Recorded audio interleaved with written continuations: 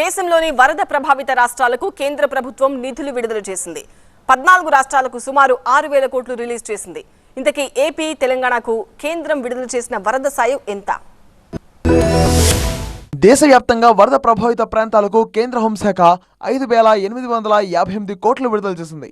కేంద్ర ప్రభుత్వ వాటాలో భాగంగా state disaster response fund, national disaster response fund advance నుంచి 14 రాష్ట్రాలకు హోంశాఖ నిధులు మంజూరు చేస్తున్నట్టు ఉత్తర్వులు జారీ చేసింది.